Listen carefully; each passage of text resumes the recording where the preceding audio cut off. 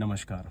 तो ये experience share करना चाहता हूँ मैं आपसे कि जैसे मेरा वर्कआउट हो गया एंड वर्कआउट के पहले जो मेरा स्टेट था काफ़ी ओवरवेल्म था, बहुत सारी चीज़ चल रही थी, करनी है, इसलिए प्रेजेंट में मैं नहीं जी रहा था ज़्यादा, मतलब वर्तमान से बाहर, क्योंकि चीज़ें करनी हैं और कैसी होगी तो मैं वो विजुअलाइज करके मैं वही स्टेट में था।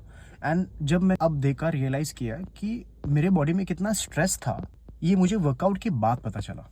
जैसे ओशो बोलते हैं ना, 2 चीज़ कर सकते हो जब भी आप बहुत ज़्यादा तनाव में होते हो। वो एक सबसे पहले कि उसको देखो, उसको देखने का काम करो बिना अटैच हुए।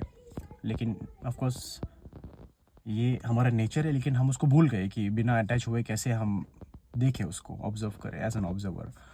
दूसरी चीज़ ऐसी है कि बॉडी को इतना स्ट्रेस में डालो, शरीर को स्ट्रेस में डालो, नॉट माइंड, माइंड तो स्ट्रेस में ही, शरीर को इतना स्ट्रेस में डालो, कुछ एक्टिविटी करो, चाहे आप दौड़ो, चाहे आप कूदो, कुछ डांस करो या वेट ट्रेनिंग करो। मैंने आज वेट ट्रेनिंग किया, क्योंकि जब आप ऐसे एक्टिविटी करते हो तो ब्रेन का काम बढ़ जाता है, वो उस एंगल पे ध्यान देता है कि किस तरह से ये कुछ कर रहा है, इसको कैसे मैं बचाऊँ कुछ करने से। जैसे अगर मैं 100 किलो का स्क्वाट कर रहा हूँ, अगर मेरा ब्रेन फुल्ली फायर नहीं कर रहा है तो मैं ऊपर नहीं आ पाऊंगा।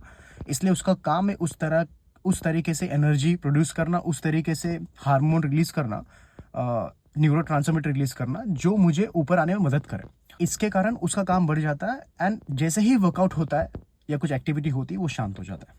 अक्सर क्या करते हैं हम, जब भी ओवरवेल्म्ड होते हैं या कुछ टास्क पेंडिंग होते हैं, हम उसके बाद रेस्ट लेते हैं, हम सो जाते हैं, लेकिन उसके उठने के बाद वही फिर से चालू हो जाता है। सिंपल तरीका अगर मैं बोलूँ, ट्राई करो ये भी कि एक्टिविटी करो, do some activity, move your body, body को मूव करो and see how it works.